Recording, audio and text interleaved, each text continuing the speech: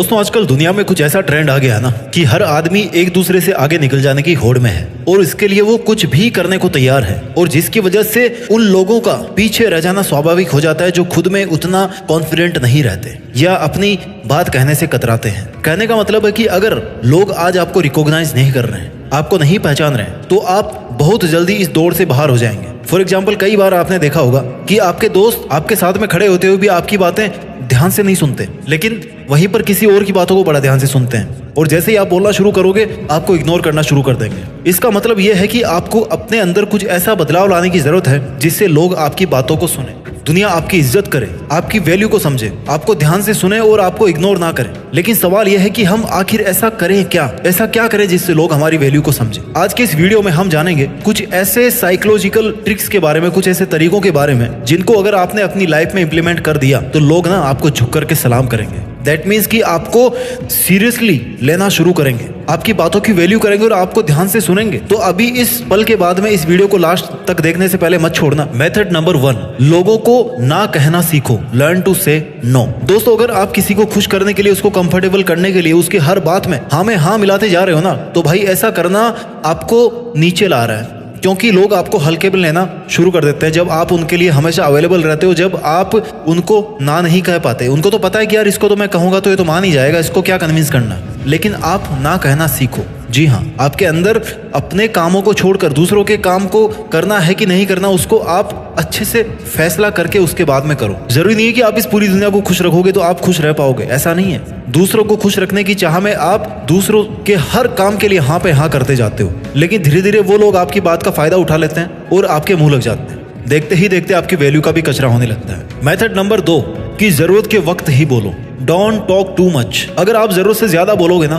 तो लोग आपको मुंह फट समझेंगे कि भाई ये तो ऐसे ही बोलता रहता है, बस ज्ञान बांटता फिरता है। अगर आप जरूरत से ज्यादा बोलोगे तो लोग आपकी बातों को हल्के में लेंगे, क्योंकि लोगों को पता है कि यार कुछ भी बोलो ये तो ऐसे ही बकवास करता रहता है, मतलब इसकी बातों को सीरियस लेना ही नहीं है, ये तो ऐसे ही है। लेकिन जहां पर आप सोच समझ के बोलोगे, जहां पर आप मौके की बात बोलोगे, अच्छे से सोच के समझ के, 2 बार सोच के, सोचो 2 बार लेकिन बोलो 1 बार। जरूरत के वक्त अगर आप बोलोगे तो आपकी बात का ध्यान रखा जाएगा, आपकी बात को सुना जाएगा, लेकिन आपकी बात में दम होना चाहिए। ऐसे नहीं कि कुछ भी बस मुंह से निकाले जा रहे हो, ऐसे ही फिजूल में जो लफ्ज आया आपके मन में उसको आपने निकाल दिया अपने मुंह के बाहर। ये आदत जल्दी नहीं सुधरेगी, लेकिन सुधरेगी। इसलिए ये देखो कि आपको कब बोलना है, कितना बोलना है, कहाँ बोलना है और क्या बोलना है। अगर आपने ये समझ लिया तो धीरे धीरे आपकी वैल्यू बढ़ती जाएगी। बात नंबर 3, पहले खुद की अहमियत को समझो, अपने आप को समझो, अपनी रिस्पेक्ट करो, तब जाके लोग आपको समझेंगे, आपकी रिस्पेक्ट करेंगे। दूसरों के चक्कर में हम खुद को अहमियत देना भूल जाते हैं। यहाँ पर यह समझना जरूरी है कि आखिर रिस्पेक्ट योरसेल्फ का क्या मतलब है।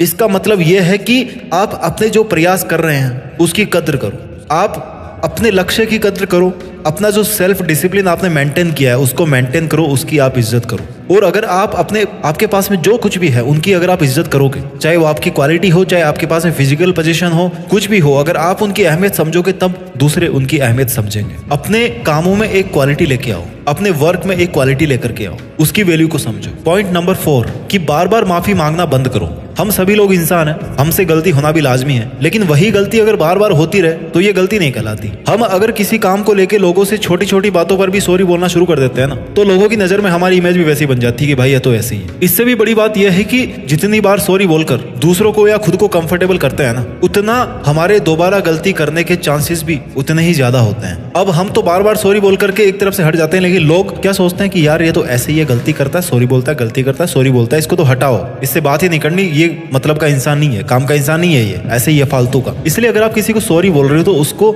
समझो कि भाई हाँ आपने गलती करी है, सॉरी आपने एक बार बोल दिया, उसके बाद में आपको वो गलती नहीं करनी है, ये आपको अपने आप में बदलाव करना है। बात नंबर 5, जो भी करो दिल से करो। एग्जाम्पल सेट करो, जो भी आप काम करें दिल से करें। अगर आप स्टूडेंट है तो दिल से पढ़ाई करें, अगर आप एक मैकेनिक है तो दिल से काम करें, दिल से गाड़ियों को सुधारें। अगर आप बैंक में काम करते हैं तो दिल से काम करें। अगर आपकी लाइफ में कोई एक सपना है, आप पेंटिंग करते हो, आप सिंगिंग करते हो, जो करना है आपको दिल से करें। जब आप अपनी चीजों के साथ में दिल से जुड़ेंगे तो लोग आपसे दिल से जुड़ेंगे। If you love your work people will love you, if you love your skill, if you love your job people will love you. बात नंबर 6, चुप रहना एक गुण है, इसका सही इस्तेमाल करें।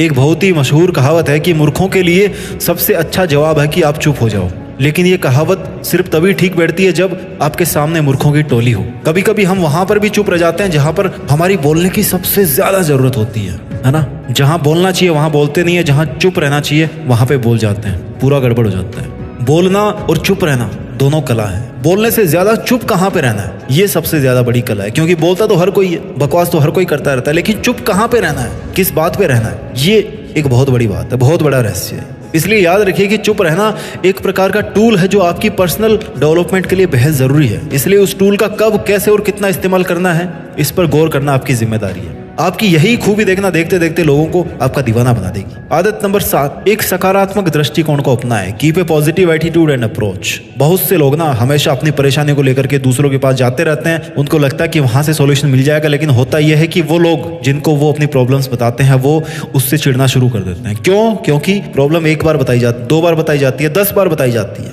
100 बार बताओगे तो क्या होगा? लोग यही समझेंगे ये तो बेवकूफ है, बस इसको कुछ काम है नहीं, हमारा टाइम और खराब करने आ जाता है। पॉजिटिव एटीट्यूड बनाओ। अगर आप अपनी प्रॉब्लम आप सॉल्व नहीं कर सकते तो कोई और इस दुनिया में नहीं कर सकता, उसको कर ही नहीं सकता कोई। आप अपनी अप्रोच तो ठीक रखो पहले। एक आदमी वो होता है जो एक के बाद एक कितनी भी समस्याएं झेलनी पड़े फिर भी वो आगे बढ़ता रहता है, चाहे फाइनेंशियल तौर पे हो, चाहे सोशल तौर पे हो, चाहे रिलेशन के बेस पे हो। लेकिन वहीं पर एक आदमी ऐसा होता है जिसकी जिंदगी में सब कुछ ठीक ठाक चल रहा है, उसकी उतनी भी गंदी लाइफ नहीं है, लेकिन फिर भी कंप्लेंट पे कंप्लेंट करता रहता है। ऐसे आदमी की लोग इज्जत करेंगे? नहीं करेंगे। आदत नंबर 8, अपने जो कॉम्पिटिटर्स है ना उनकी हमेशा प्रशंसा करो। बहुत तगड़ा गुण है। अभी आप जिस भी लेवल पे हो आप अपनी लाइफ में, जब आप आगे बढ़ोगे धीरे धीरे आपके बहुत सारे कॉम्पिटिटर्स बनेंगे। आपको कॉम्पिटिटर्स को दुश्मन नहीं मानना है, आपको उनकी बढ़ाई करनी है। आपको ऐसा ढूंढना है कि ऐसा क्या है उनमें कि वो आपसे आगे है या आपके कंपटीशन में है या आपकी बराबरी में है, और ऐसा क्या है कि वो नहीं कर रहे हैं और आप करके उनसे आगे निकल सकते हो। लेकिन उनके मुंह पे और उनकी पीठ पीछे हमेशा अपने को उनकी बढ़ाई ही करनी है। भले ही आपके मन में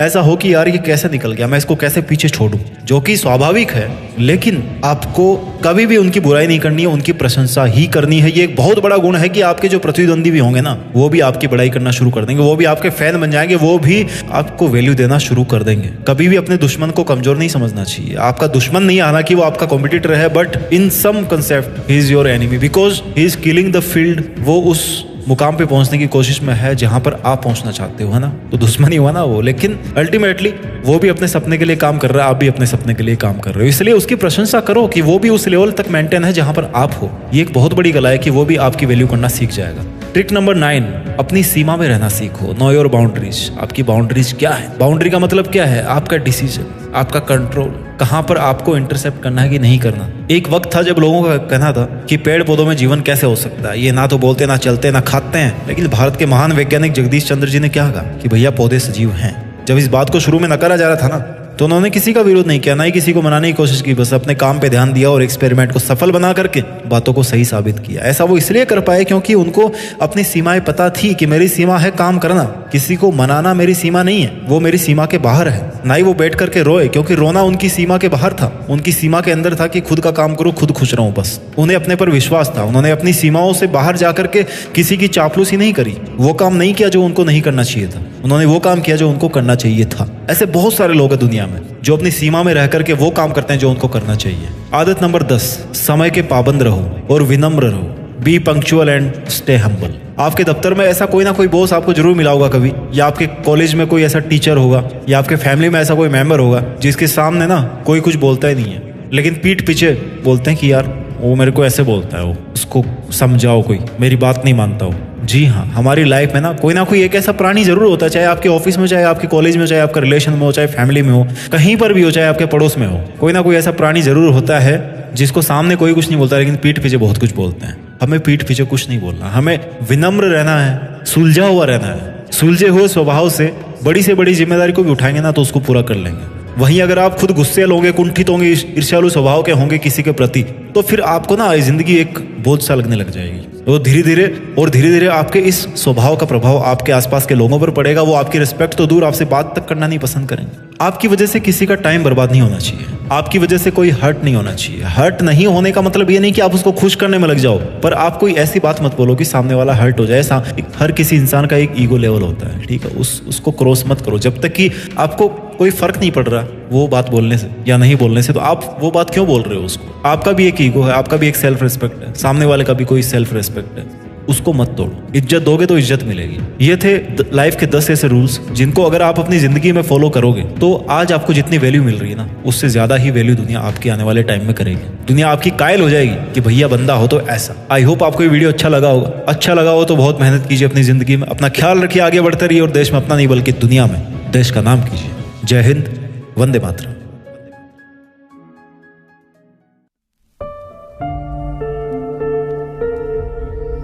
जीत फिक्स।